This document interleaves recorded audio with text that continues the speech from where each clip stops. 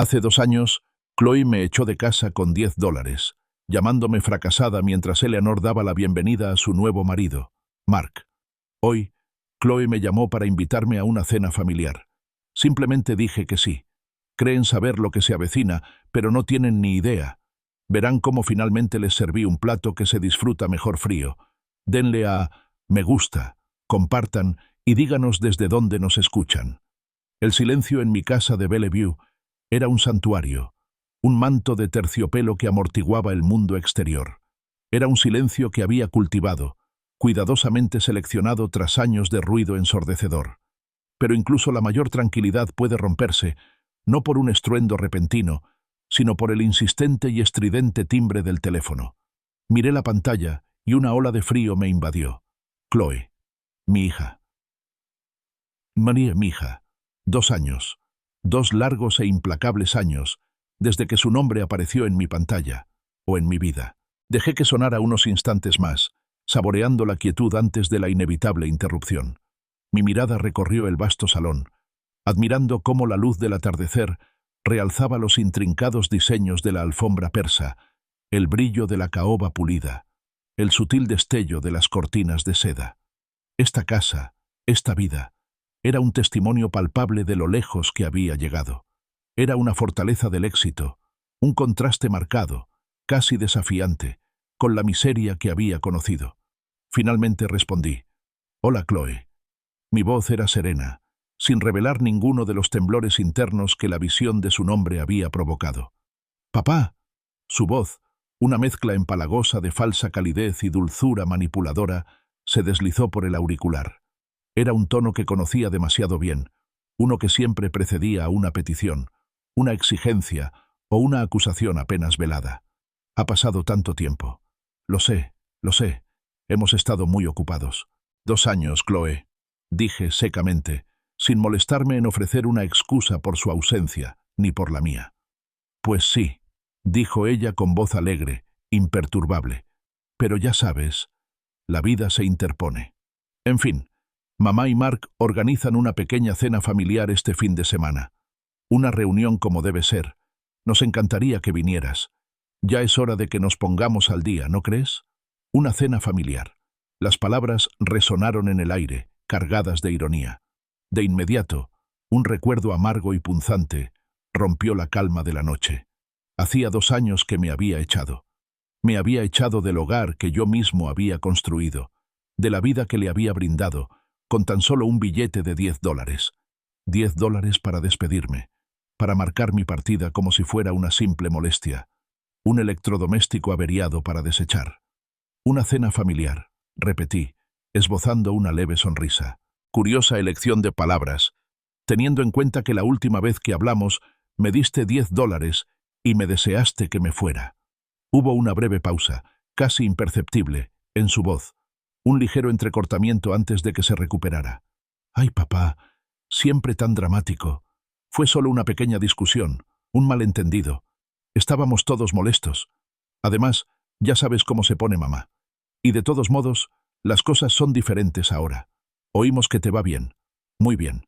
Lo último lo pronunció con una nota de curiosidad cuidadosamente disimulada, una indagación para obtener detalles que claramente no había podido desenterrar por sus canales habituales. Fingió ignorar mis penurias pasadas, del mismo modo que fingió ignorar la inmensa riqueza que ahora poseía. Era un delicado juego de hipocresía. «Sí, estoy bien», confirmé, dejando que las palabras resonaran en el aire, sin más explicaciones. «¿Así que Eleanor y Mark son los anfitriones de esta cena familiar?» Enfaticé sus nombres, recordándole al hombre que me había reemplazado, el hombre que mi esposa había elegido durante nuestros 28 años de vida en común. «Sí, exacto». Su voz se animó, interpretando mi respuesta afirmativa como una señal de progreso. «Este sábado, a las 7, vendrás, ¿verdad? Significaría muchísimo para mamá. Y para mí. Estaré allí», dije, una promesa silenciosa, un voto que sabía que cumpliría. «Tengo muchas ganas». Colgué. El tono demarcado fue un débil eco en el silencio ahora roto. Los recuerdos cuidadosamente enterrados, aquellos que había guardado con esmero en los rincones más profundos de mi mente, volvían a la superficie, afilados y viscerales. sabían a cenizas y se sentían como una herida abierta. Comencé a recorrer mi opulenta casa, cada paso resonando suavemente en los relucientes suelos de mármol. El gran vestíbulo, con sus techos altísimos y una lámpara de araña que centelleaba como estrellas congeladas, conducía a una galería de arte abstracto, cada pieza un testimonio de mi recién adquirido éxito. Mi estudio, repleto de libros y con aroma a cuero curtido y tabaco de pipa, ofrecía vistas a los extensos y cuidados jardines. La comparación entre esta grandeza y mi antigua miseria no me pasó desapercibida.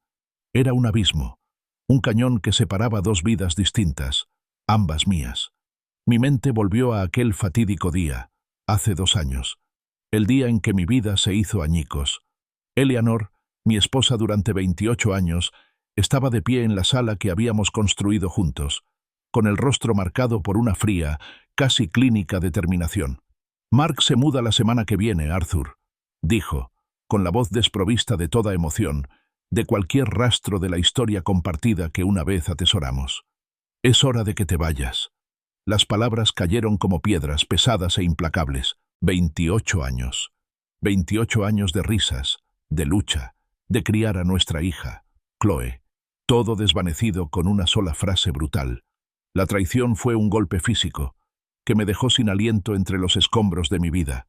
Y luego estaba Chloe, mi hija, fruto de ese matrimonio. Estaba junto a su madre, con la mirada fría y los labios torcidos en una mueca de desprecio. «¿En serio, papá?», espetó, con un veneno en la voz más afilado que una espada. «Eres un fracaso. Siempre lo has sido. Esto es para gasolina». Acto seguido me puso un billete de $10, nuevo y sin arrugas, en la palma de la mano. Su tacto era tan extraño como el de una desconocida. $10. Para el hombre que la había amado, mantenido, sacrificado por ella. Fue un acto de puro y absoluto desprecio. Mi peor momento no tardó en llegar. Una habitación de Motel 6, el aire impregnado del empalagoso olor a desinfectante industrial que intentaba enmascarar años de mugre. El colchón delgado y lleno de bultos, la televisión parpadeante, las noches interminables alimentadas con fideos instantáneos y el sabor amargo de los sueños rotos. Recuerdo mirar fijamente el techo agrietado, el silencio de mi desesperación interrumpido solo por el zumbido del viejo aire acondicionado, preguntándome cómo había caído tan bajo, tan completamente. El mundo se había reducido a las 4 paredes de aquella habitación barata, mi futuro un vacío opaco y aterrador.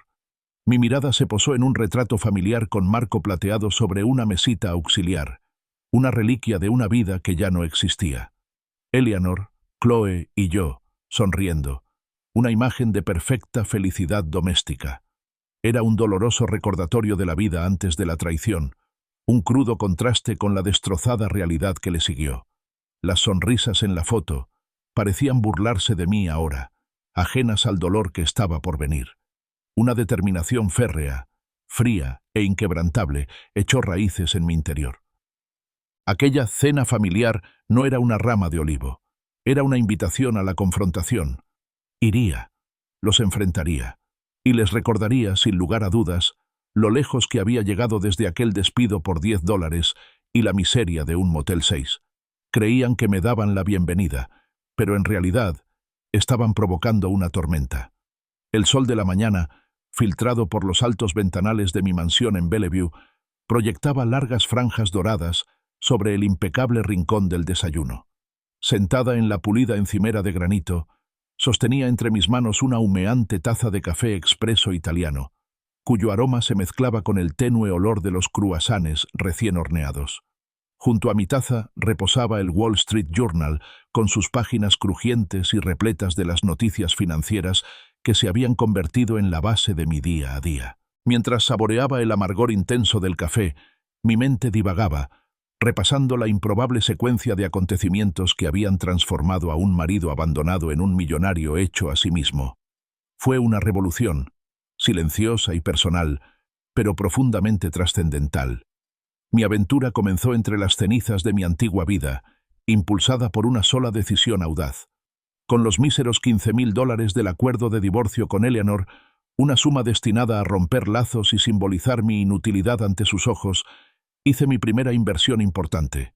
Se trataba de un edificio de 3 plantas en ruinas en Beacon Hill, un cascarón ruinoso que prácticamente gritaba abandono. El precio de venta era de $42.000, una suma que en aquel momento me pareció una montaña insuperable.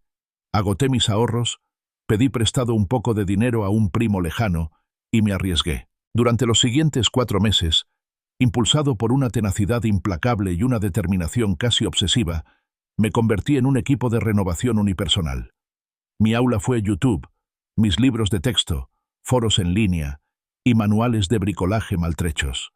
Aprendí fontanería desde cero, luché con el cableado eléctrico hasta que me dolían los dedos, reparé el yeso desmoronado y coloqué suelo nuevo, todo ello mientras combatía los fantasmas del pasado y la incertidumbre del futuro. Hubo días en que dudé de mi cordura, días en que caí rendido de cansancio, cubierto de polvo y sudor, preguntándome si había cometido el mayor error de mi vida. Pero cada golpe de martillo, cada pincelada, fue un acto de desafío, una silenciosa rebelión contra la narrativa que me habían impuesto. Cuando finalmente se disipó el polvo y se secó la última capa de pintura, vendí esa casa con una ganancia de $65.000. Para algunos no era una fortuna, pero para mí lo era todo. Era la prueba de que no había fracasado. Era la base de mi vida. Ese éxito inicial encendió en mí una llama, un ansia de más. Reinvertí cada centavo, buscando meticulosamente la siguiente propiedad infravalorada, la siguiente joya oculta esperando ser pulida. Compré una casa adosada embargada en un barrio en transformación, me entregué por completo a su restauración y vi cómo su valor se disparaba. Cada inversión posterior fue más ambiciosa que la anterior. Mis habilidades se afinaban y mi intuición se volvía infalible. Aprendí el ritmo del mercado, las sutiles señales de los cambios económicos, el arte de la negociación. El verdadero punto de inflexión llegó con una extensa mansión victoriana de estilo Reina Ana, otrora una gran dama, ahora reducida a una ruina por años de abandono y un propietario atrapado en una profunda crisis financiera. La adquirí por $200.000, una suma considerable, pero vi su potencial, los ecos de su antigua gloria. Dediqué casi un año a esa casa, restaurando meticulosamente sus detalles ornamentales, sus vitrales, su intrincada carpintería. Fue un trabajo hecho con pasión, una prueba de mi creciente experiencia. Cuando finalmente la puse a la venta, se vendió por $420.000. Esa sola transacción me catapultó a una nueva categoría, consolidando mi posición como un actor importante en el mundo inmobiliario. Mi discreto triunfo se tradujo en un patrimonio neto de poco más de $10.400.000, una cifra que aún me arranca una sonrisa irónica. Mi teléfono, un elegante dispositivo permanentemente conectado a mi creciente imperio, vibraba con una sinfonía casi constante de notificaciones, llamadas de agentes inmobiliarios con nuevas propiedades, contratistas que solicitaban aprobación para modificaciones sustanciales, inversores deseosos de asociarse en mi próximo proyecto. Estos eran los agradables problemas del éxito, un marcado contraste con el silencio que una vez había definido mi existencia en el exilio. Conforme avanzaba la mañana, mi mente volvía a la llamada de Chloe, la cena familiar, la repentina calidez tras 2 años de silencio gélido. No tenía sentido. Mis primeras deducciones, alimentadas por años de conocer su oportunismo, se convirtieron en una certeza. Aquella no era una invitación nacida de un genuino anhelo familiar. Era un preludio, una súplica desesperada de ayuda. Necesitaban algo de mí. La pregunta era, ¿qué? ¿Y cuánto? Como si estuviera previsto, mi teléfono volvió a sonar. Esta vez, en la pantalla aparecía Eleanor. Tomé un sorbo lento de espresso, preparándome. Había llegado el momento. El verdadero motivo de la tregua. Arthur, querido, dijo ella, con una voz cuidadosamente modulada, impregnada de la misma dulzura empalagosa que Chloe había empleado. Era toda una actuación, y me sabía sus líneas de memoria. Espero no molestarte. En absoluto, Eleanor, respondí con la voz más neutral que pude. ¿Qué puedo hacer por ti? Bueno, comenzó, dejando escapar un suspiro teatral antes de hablar. Se trata de Chloe. Está atravesando una crisis financiera inesperada. Un verdadero desastre, me temo. Ha surgido de la nada. Ya sabes cómo pueden suceder estas cosas. Escuché, con expresión indescifrable. ¿Ah, sí? Pregunté, dejándola seguir cavando su propia tumba. De fondo, oí la voz de Chloe, baja pero urgente. «Mamá, pide más. Dile que es urgente». El sonido era débil, pero lo suficientemente claro como para que comprendiera su pequeña farsa. Mis sospechas se confirmaron. Eleanor se aclaró la garganta, recobrando la compostura. «Sí, bueno. Es bastante urgente. Necesita ayuda de inmediato. Esperábamos que usted pudiera, bueno, ayudarla. $50.000 serían de gran ayuda para solucionar esta crisis». La cantidad quedó suspendida en el aire. Una exigencia descarada apenas disfrazada de súplica. $50.000. Para la hija que me echó con 10. Para la mujer que se quedó mirando cómo mi vida se desmoronaba. Una leve sonrisa, casi imperceptible, se dibujó en mis labios. «Eleanor», dije, con la voz aún tranquila, aún serena. «Me temo que mi postura al respecto es muy clara». Hice una pausa, dejando que el silencio se intensificara, sabiendo que esperaban con ansias mis próximas palabras.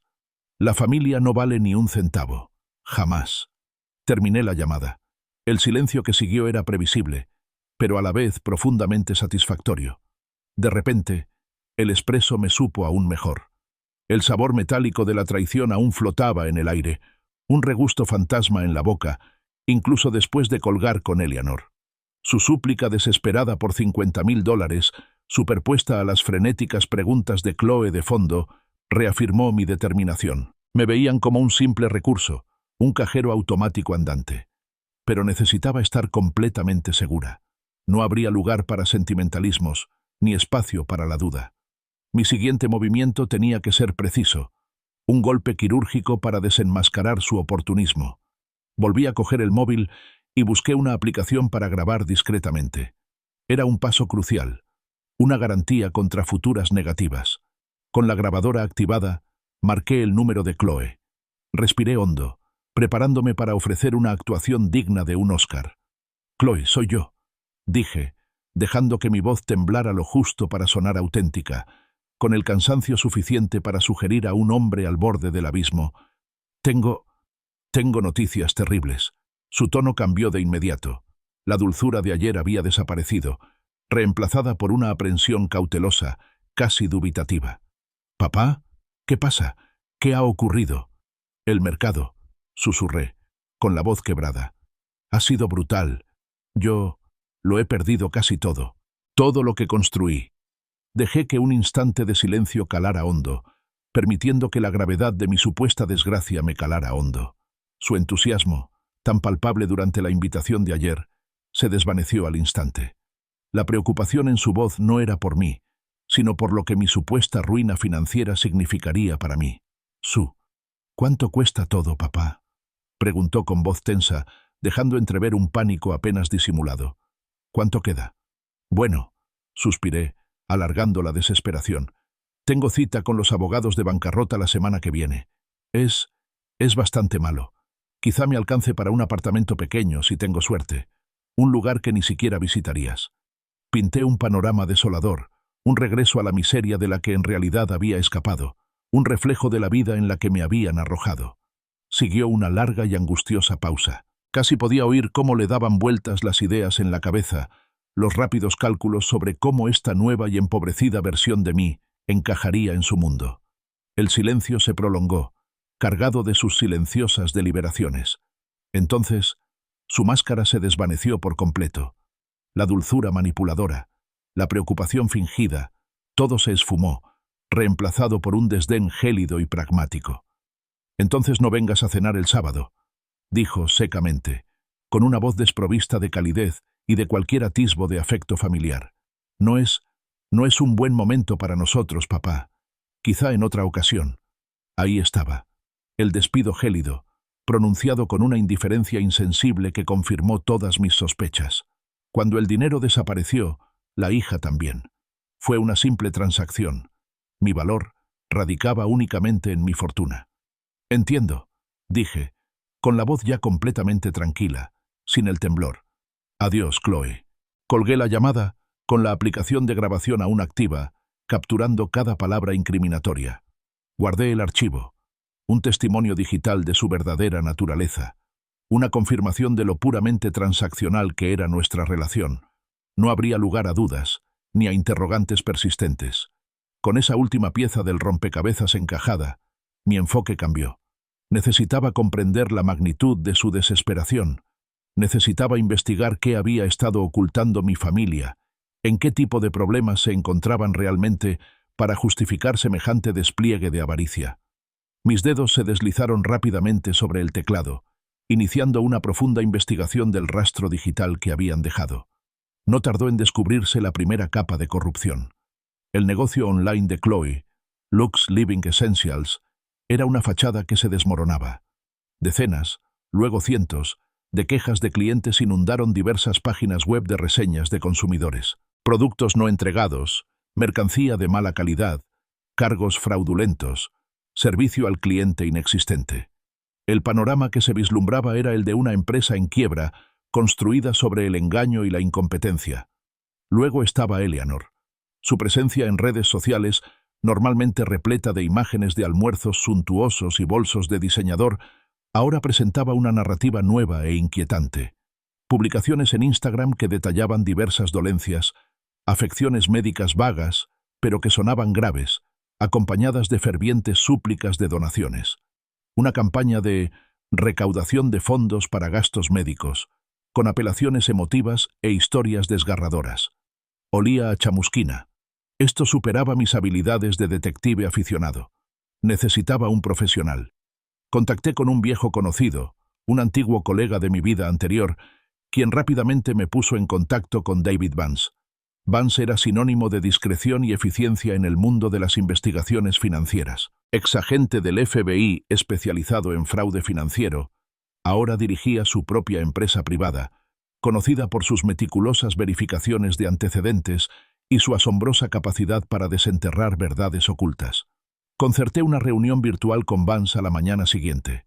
Era tal como lo habían descrito, agudo, perspicaz y completamente directo. Señor Vance, comencé, yendo al grano. Necesito una investigación exhaustiva de los antecedentes de dos personas, mi exesposa, Eleanor, y mi hija, Chloe. Necesito todo, sus transacciones financieras, deudas pendientes, problemas legales, historiales comerciales, historiales médicos si es posible. Quiero saber en qué están realmente involucradas. Vance asintió, sin apartar la mirada de mí. Supongo que la discreción es primordial, ¿no? Discreción absoluta, enfaticé. No deben tener ni idea de que se está llevando a cabo esta investigación. No hasta que yo decida que es el momento oportuno. Entendido, afirmó. Una investigación de este tipo, con la profundidad que solicita, tendrá un costo de $5.000 por adelantado. Recibirá un informe preliminar en una semana y posteriormente un desglose completo. Transferí los fondos de inmediato. La semana siguiente se me hizo eterna, pero la aproveché para dedicarme a otros proyectos, ampliar mi cartera inmobiliaria y cerrar tratos. Aún así, la incertidumbre me carcomía. Fiel a su palabra, David Vance entregó el informe preliminar exactamente 7 días después. Las conclusiones fueron demoledoras, una confirmación de mis peores sospechas. La tienda online de Chloe, Lux Living Essentials, no solo estaba fracasando, era una estafa meticulosamente orquestada. El informe detallaba un estimado de $150.000 defraudados a los clientes, un patrón de cobro por productos nunca entregados o de entrega de productos de tan pésima calidad que carecían de valor. Era una empresa criminal en miniatura, pero lo que realmente me impactó fueron los hallazgos de Eleanor. Vance había logrado descubrir detalles sobre su recaudación de fondos para gastos médicos. Señor Thorne, declaró en una breve llamada posterior, con voz precisa y profesional, mi equipo ha confirmado que Eleanor ha recaudado una cantidad significativa de dinero a través de Instagram durante el último año. Sin embargo, según todos los registros médicos disponibles, no padece ningún problema de salud grave. Todas las afecciones que afirmaba sufrir son completamente inventadas. La noticia me cayó como un balde de agua fría. Enfermedades inventadas. Recaudación de fondos fraudulenta. No se trataba solo de avaricia, se trataba de un engaño descarado, aprovechándose de la compasión ajena. Mi familia, o lo que quedaba de ella, había tocado fondo. Las piezas del rompecabezas empezaban a encajar, revelando una imagen mucho más oscura de lo que había imaginado. El informe final y exhaustivo de David Vance llegó con la discreta eficiencia que lo caracterizaba. Extendí el grueso archivo sobre mi escritorio de caoba pulida. Los documentos contrastaban con la madera oscura. Cada página, cada informe meticulosamente detallado, confirmaba la insidiosa bajeza a la que habían llegado Chloe y Eleanor. No se trataba solo de una traición personal. Se trataba de un engaño sistémico y calculado. El expediente de Eleanor detallaba la magnitud de su estafa de recaudación de fondos médicos en Instagram. Vance no solo había confirmado la ausencia de problemas de salud graves, sino que también había rastreado meticulosamente el flujo de donaciones. Las sumas eran sustanciales, muy superiores a cualquier donativo ocasional que pudiera declarar. Se enfrentaba a posibles investigaciones fiscales federales por ingresos no declarados considerables, un laberinto legal que podría acarrear fuertes multas e incluso pena de cárcel. Su fachada de víctima, cuidadosamente construida, estaba a punto de derrumbarse bajo el peso del fraude financiero. El expediente de Chloe era igualmente condenatorio. Vance había identificado no solo docenas, sino cientos de clientes estafados. Su equipo se había puesto en contacto con muchos de ellos, indagando contactos sobre sus experiencias con Lux Living Essentials. El informe describía un patrón de fraude intencional, no mera incompetencia empresarial. Si estas víctimas organizaban sus quejas y presentaban una demanda colectiva o la denunciaban ante los organismos reguladores, Chloe se enfrentaba a posibles cargos por delito grave. El billete de $10 que me había entregado con tanto desprecio hacía 2 años, ahora me parecía un símbolo grotesco de su propia ruina inminente. Al asimilar toda la información, una fría e inquebrantable determinación se instaló en mi interior. No solo me habían agraviado, habían tejido una red de engaños que ahora estaba lista para atraparlos. En su codicia y bancarrota moral, me habían entregado todas las armas necesarias para una venganza legal perfecta. Estos documentos no eran simples informes, eran planes de batalla, listos para ejecutarse.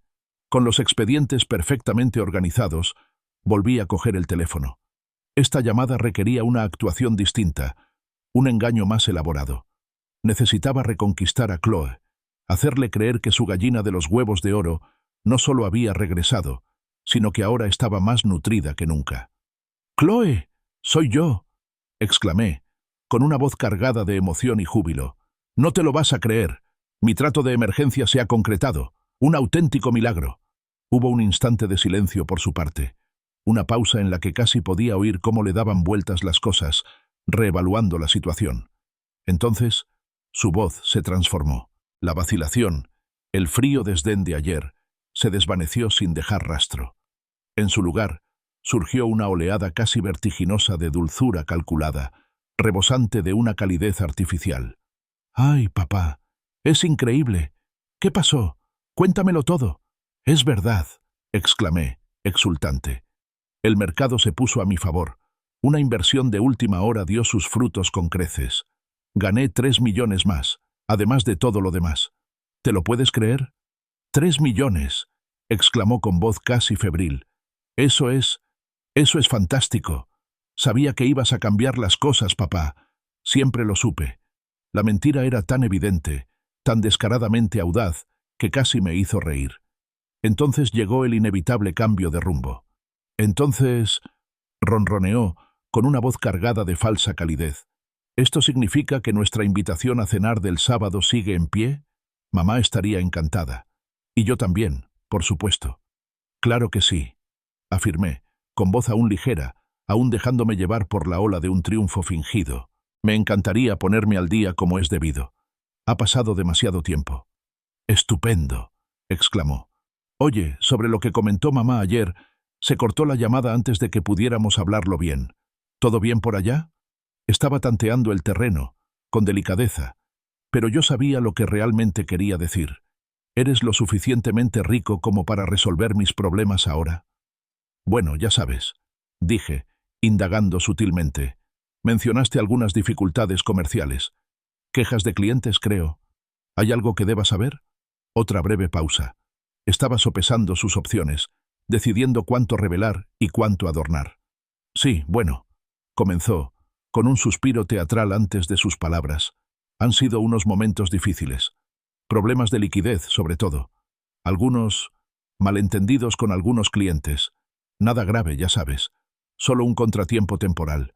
Si tan solo tuviera un poco de capital para suavizar las cosas, para dar salida al inventario. ¿De cuánto estamos hablando, Chloe?, pregunté, con voz aún suave, aún engañosamente comprensiva. Dudó un instante, pero luego se lanzó. $200.000, de verdad, marcarían la diferencia, papá. Solo para volver a poner las cosas en orden, para solucionar estos pequeños problemas. Lo salvaría todo. $200.000. Su descaro era asombroso. Me pedía $200.000, sabiendo perfectamente que había estafado a 23 personas por un total aproximado de $150.000, dinero que claramente había malgastado. Esto no era un revés pasajero. Era una organización criminal que exigía un rescate financiero. 200.000, dices, reflexioné, dejando que un silencio pensativo se instalara. Bueno, es una suma considerable. Déjame pensar en la mejor manera de ayudar a mi hija. Lo discutiremos como es debido el sábado, ¿de acuerdo? En la cena. ¡Ay, gracias, papá! Muchísimas gracias. Su alivio era palpable, su voz rebosante de alegría. Entonces el sábado. Tenemos muchísimas ganas de verte. Terminé la llamada. La sonrisa triunfante había sido reemplazada por una sombría satisfacción. Había picado el anzuelo, se lo había tragado entero. Mi siguiente llamada fue a Robert Sterling, mi abogado de toda la vida. Sterling era un jurista astuto y pragmático, conocido por sus tácticas agresivas y su lealtad inquebrantable. Robert, le dije sin rodeos, necesito hablar contigo sobre algo urgente. Tengo pruebas contundentes de que Chloe cometió un fraude intencional. Quiero actuar con rapidez. Resumí rápidamente el contenido del expediente de Vance sobre los artículos esenciales para una vida de lujo de Chloe y los clientes estafados. Sterling escuchó atentamente, interrumpiendo con preguntas incisivas y pertinentes. Al terminar, guardó silencio un instante, asimilando la información. Arthur, dijo finalmente con voz firme, esto es sólido, más que sólido. Podemos seguir adelante. Prepararemos una demanda exhaustiva en nombre de los clientes defraudados, buscaremos una indemnización y presentaremos cargos penales donde corresponda. Esto no es solo un asunto civil, esto es potencialmente un fraude grave. Excelente, respondí, con una fría satisfacción que me invadió. Quiero que la agente judicial esté en casa de Eleanor y Mark a las 7:30 de la tarde de este sábado. Durante la cena, quiero que le entreguen todos los documentos, la demanda, los informes policiales, todo. La voz de Sterling denotaba admiración profesional. Considéralo hecho, Arthur. Sábado a las 7:30 de la tarde. Será inolvidable. Tras la confirmación de Robert Sterling, la maquinaria de mi caída, orquestada con implacable precisión, comenzó a girar. Mi primera tarea fue movilizar a las víctimas de Chloe. Durante los días siguientes, llamé sistemáticamente a los 23 clientes estafados que figuraban en el informe de Vance. Cada conversación fue un delicado equilibrio entre empatía y determinación estratégica, explicándoles sus derechos y el poder de la acción colectiva. Presenté un frente unido, ofreciéndoles un camino claro hacia la justicia y la restitución, todo gestionado por mi equipo legal sin coste alguno para ellos. Para mí, no se trataba del dinero, se trataba de sacar a la luz la verdad y exigir responsabilidades a Chloe. Sarah Jenkins, una profesora de secundaria de voz suave que había perdido $5.000 en un inexistente juego de comedor, Locke's Living Essentials, para su nueva casa, se convirtió rápidamente en la portavoz del grupo. Su silenciosa indignación, la traición a los modestos ahorros de una maestra, encapsulaba a la perfección la injusticia que muchos habían sufrido. Narró su historia, y las de otros, con una fuerza serena que hizo innegable su exigencia colectiva de justicia. El equipo de Robert Sterling, impulsado por las pruebas contundentes y el apoyo unificado de las víctimas, trabajó hasta altas horas de la noche.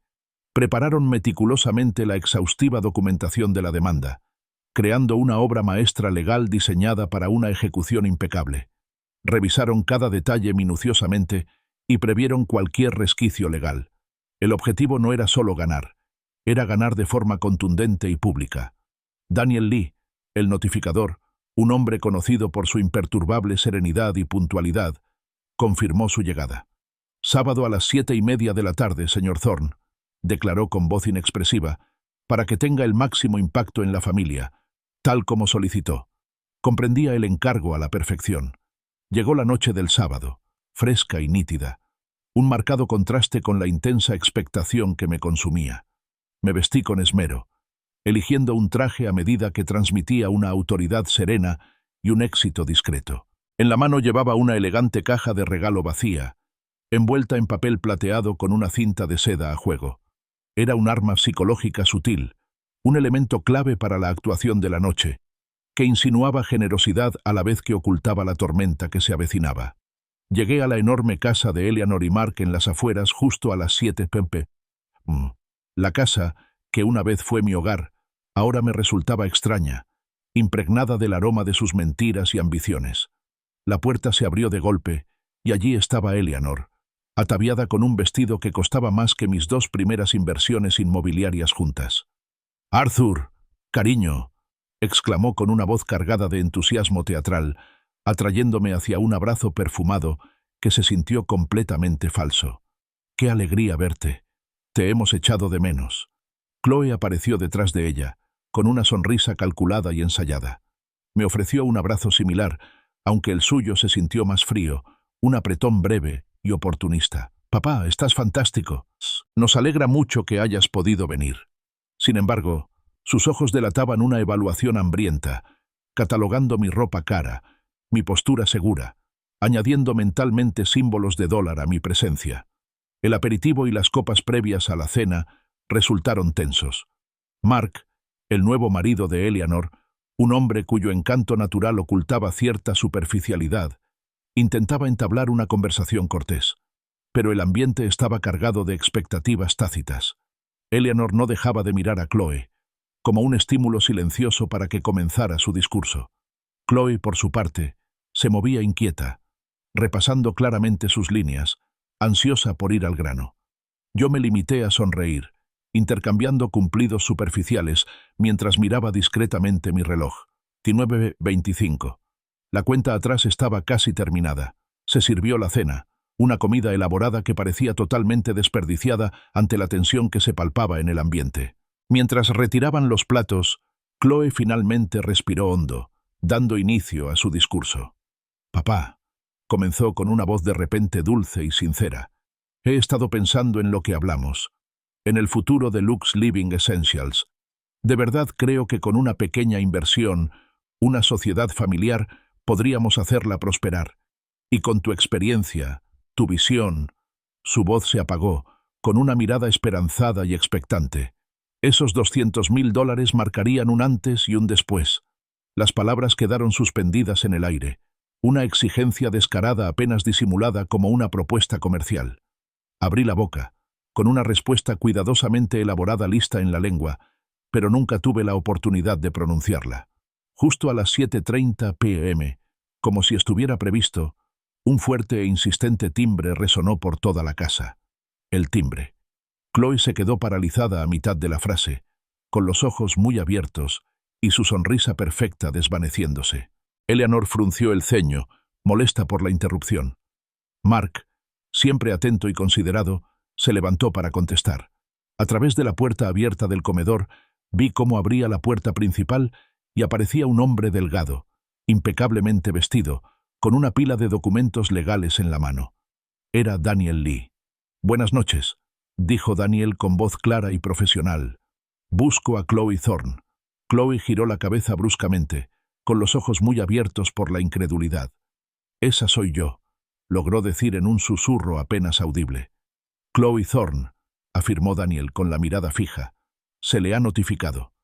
Extendió el grueso fajo de papeles. Se trata de una demanda colectiva por prácticas comerciales fraudulentas, numerosos cargos de fraude al consumidor y una solicitud de restitución, presentada en nombre de 234 clientes defraudados por Lux Living Essentials. Las palabras impactaron a Chloe como un golpe físico. Su rostro palideció, adquiriendo un tono blanco cadavérico. Sus manos temblaban violentamente al tomar los documentos, cuyo volumen, en silencio, constituía una acusación. La fachada cuidadosamente construida que había mantenido durante años, la que le permitía mentir, engañar y traicionar, se hizo añicos ante mis ojos. La realidad, cruda e implacable, la golpeó con fuerza. Eleanor, inicialmente desconcertada, tomó su teléfono con seguridad. «Esto es solo un malentendido», declaró, con un tono de indignada certeza en la voz. «Sin duda, algunos clientes descontentos. Llamaré a Robert Sterling ahora mismo. Él lo aclarará. El dinero y los contactos lo solucionan todo». Se creía su propia versión, convencida de que su mundo era demasiado privilegiado, demasiado aislado, como para verse afectado por las consecuencias. La observé, con una leve sonrisa en los labios. «Ay, Eleanor, no te imaginas». A las 8:05 p.m. Mientras Eleanor revisaba su feed de Instagram, sin duda buscando el número de Sterling, su teléfono comenzó a vibrar sin control. Notificaciones tras notificaciones inundaron su pantalla. Sus ojos se abrieron de par en par, y su expresión de confianza se transformó lentamente en horror. «¿Qué demonios?», susurró con voz apenas audible. Miles de comentarios, llamándome farsante, enfermedad fingida al descubierto. Señaló con un dedo tembloroso un artículo que acababa de aparecer en su muro, bien visible. El titular rezaba: «Se descubre la falsa enfermedad de una influencer local. Escándalo de recaudación de fondos médicos en Instagram». La firma pertenecía a Olivia Hayes, una conocida periodista de investigación a quien discretamente le había dado el soplo sobre Vance. El artículo detallaba la elaborada farsa médica de Eleanor, dejando al descubierto las enfermedades inventadas y las cuantiosas sumas que había recaudado ilícitamente. Incluso citaba a profesionales médicos, desenmascarándola como la estafadora que era. Fue entonces, al leer esas palabras condenatorias, cuando se dio cuenta de que su historial médico privado, el que yo había obtenido a través de Vance, ahora era de dominio público. La vergüenza, la humillación, la pura exposición pública se hicieron evidentes en la forma en que todo su cuerpo pareció encogerse. Mark, que había estado observando, confundido pero cada vez más preocupado, le arrebató el teléfono a Eleanor. Mientras leía rápidamente el artículo, su rostro se contrajo con una mezcla de incredulidad y auténtica conmoción. De repente, todo cobró sentido. El engaño de Eleanor, la ropa cara, el lujoso estilo de vida que mantenía gracias a unas donaciones aparentemente interminables, las vagas excusas para sus supuestas enfermedades. Nuestras miradas se cruzaron, una pregunta silenciosa, un horror que nacía. El silencio en el comedor de Eleanor y Mark era ensordecedor, interrumpido únicamente por el zumbido frenético del teléfono de Eleanor, mientras su cuenta de Instagram se desmoronaba.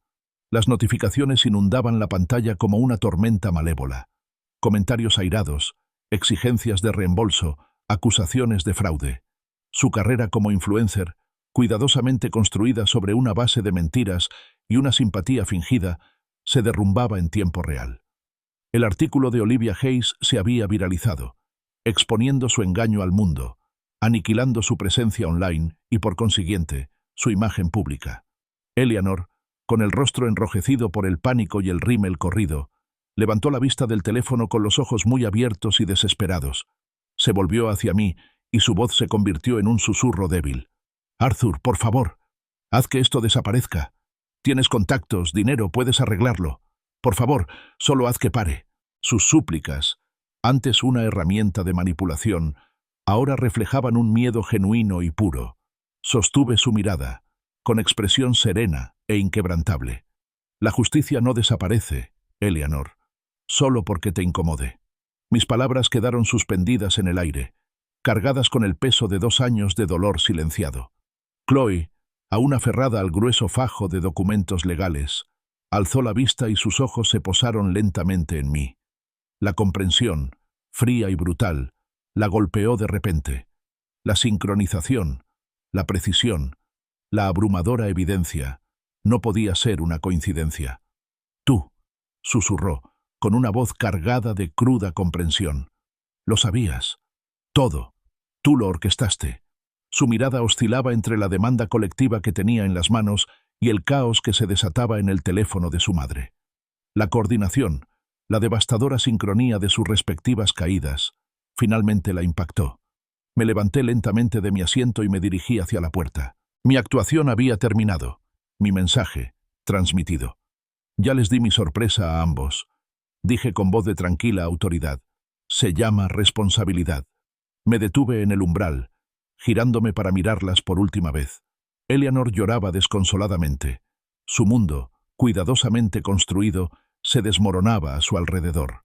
Chloe miraba fijamente, con la mirada perdida, demasiado conmocionada para llorar. Hace 2 años, les recordé, con voz desprovista de rencor pero firme por el recuerdo. Me echaron con $10. Me llamaron inútil. Con esas últimas palabras abrí la puerta y salí, cerrándolas suavemente tras de mí, dejándolas en medio de la ruina que ellas mismas habían creado. Sabía que el silencio que siguió sería mucho más ensordecedor que cualquier ruido. 4 meses después, me encontraba en una playa hawaiana prístina, con las cálidas y suaves olas acariciando mis pies descalzos. El sol besaba mi piel, la brisa susurraba entre las palmeras y el aire se impregnaba del aroma a sal y flores. Una profunda sensación de paz, una intensa plenitud, inundó todo mi ser. No se trataba simplemente de la ausencia de dolor, era la presencia de una verdadera satisfacción, ganada con integridad y justicia. La llamada de Robert Sterling a principios de esa semana confirmó la resolución judicial definitiva. Chloe, tras una ardua batalla legal, recibió la máxima indemnización civil, $153.000 en concepto de restitución, que debía devolver a los clientes defraudados. También se enfrentó a una condena por fraude grave y fue sentenciada a 3 años de libertad condicional, que incluían servicio comunitario obligatorio. Si bien no fue a prisión, la condena truncó cualquier perspectiva empresarial futura y manchó irreparablemente su reputación. El sistema judicial, lento pero en última instancia justo, había dado su veredicto. La destrucción pública de Eleanor fue igualmente completa y, en cierto modo, más devastadora. El artículo de Olivia Hayes fue retomado por medios de comunicación nacionales, convirtiéndola en un ejemplo de lo que no se debe hacer. Su cuenta de Instagram fue suspendida permanentemente y su carrera como influencer quedó destruida sin remedio. La indignación pública y las exigencias de reembolso fueron abrumadoras. Para colmo de males, una auditoría del IRS, motivada por la exposición pública, reveló más de $200.000 en ingresos no declarados procedentes de su recaudación de fondos fraudulenta. Las sanciones, las multas y los impuestos atrasados consumieron todos sus bienes restantes, incluyendo una parte importante de la casa que compartía con Mark. Ahora tenía 2 trabajos de limpieza, un contraste marcado e irónico con su anterior vida de aparente lujo. Mark, consciente de la magnitud de la conducta delictiva de Eleanor y del daño que podría causar a su negocio, solicitó el divorcio de inmediato. Actuó con rapidez para proteger su patrimonio, desvinculándose por completo del escándalo. Su efímera lealtad se desvaneció en cuanto su estabilidad financiera se vio amenazada. Mientras tanto, mi vida seguía prosperando. Continué amasando una fortuna legítima, centrándome en inversiones inmobiliarias honestas. Cada éxito era testimonio de mi esfuerzo y mis actos éticos. La amargura que una vez había marcado mi existencia había sido reemplazada por una serena satisfacción. Ya no me impulsaba la venganza, sino el deseo de crear, de construir, de vivir una vida con sentido. Y luego estaba Valerie. La conocí en un viaje de negocios a San Francisco. Abogada inteligente, honesta y amable, era todo lo contrario a Eleanor. Conectamos al instante, unidos por valores compartidos y un respeto mutuo. Nuestra relación se construyó sobre la base de la confianza y el afecto genuino, un marcado contraste con la naturaleza transaccional de mi pasado. Ella me vio de verdad, no por mi riqueza, sino por mi carácter. Tras reflexionar sobre todo, comprendí que mi verdadero valor no tenía nada que ver con sus opiniones, sus juicios, ni su dinero. Residía en mi carácter, mi integridad y mi valentía para exigir justicia. El camino había sido arduo, marcado por la traición y las dificultades, pero me había forjado, convirtiéndome en un hombre más fuerte y resiliente. A menudo pensaba en Chloe, haciendo su servicio comunitario en un albergue para personas sin hogar. Quizás, solo quizás, la experiencia de ayudar de verdad a los demás de presenciar auténticas dificultades, le enseñaría la empatía que tanto le faltaba. En cuanto a Eleanor, narcisista hasta la médula, sabía que probablemente nunca cambiaría del todo. Pero su capacidad para dañar a otros, para manipular y engañar, había disminuido para siempre. Y eso, me di cuenta, era justicia suficiente.